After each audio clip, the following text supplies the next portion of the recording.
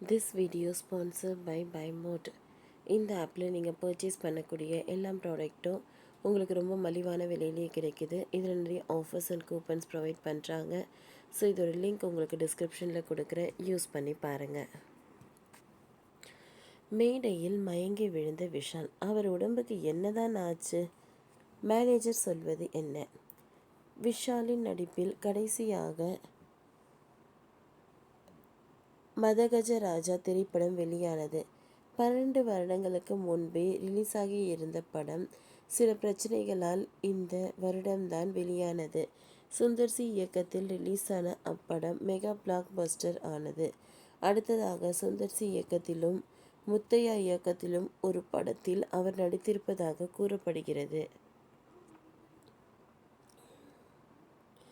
இந்நிலையில்தான் விழுப்புரத்தில் கடந்த மிஸ் திருநங்கைகள் நிகழ்ச்சியில் கலந்து கொண்ட விஷால் மேடையிலேயே மயங்கி விழுந்தார்.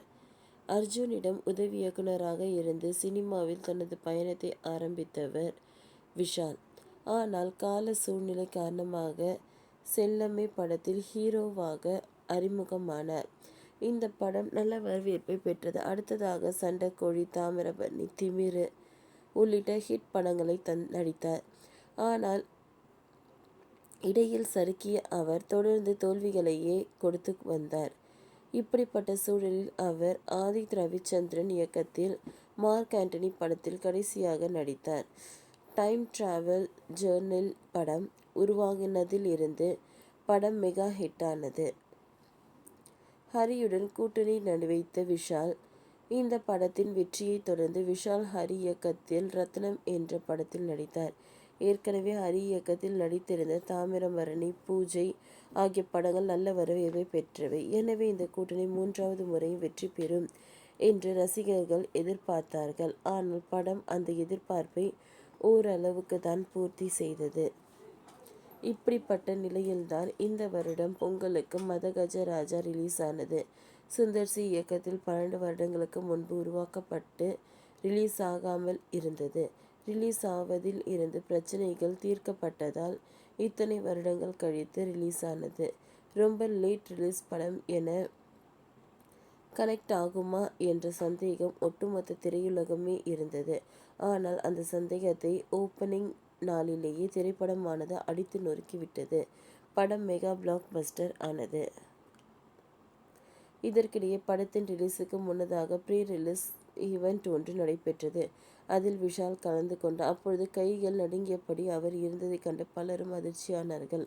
ஒரு தரப்பினரோ விஷாலுக்கு இந்த நோய் என்றெல்லாம் பேசத் தொடங்கினார்கள். ஆனால் அவருக்கு வைரஸ் காய்ச்சல் மட்டும்தான் என்று விளக்கம் அளிக்கப்பட்டது. சில நாட்களிலேயே விஷம் இயல்பு நிலைக்கு திரும்பினார் என்று குறிப்பிடத்தக்கது. இந்நிலையில் விழுப்புரத்தில் நடந்த மிஸ் திருநங்கைகள் என்ற நிகழ்ச்சியில் விஷால் கலந்து கொண்டார். அப்பொழுது மேடையில் இருந்து அவர் திடீரென மயங்கி விழுந்தார். விஷால் மயக்கம் போட்டதும் அங்கிருந்த அனைவருமே அதிர்ச்சியானார்கள். உடனடியாக முதலுதவி அளிக்கப்பட்டதை அடுத்து அவர் கண் விழித்தார். விஷால் இப்படி மயங்கி விழுந்ததும் அதற்கு என்ன காரணமாக இருக்கும்?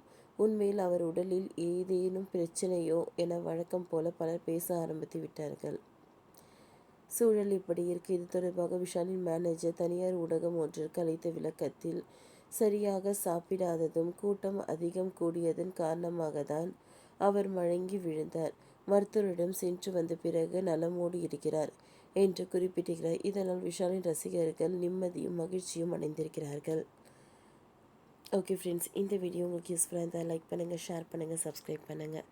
தேங்க்யூ.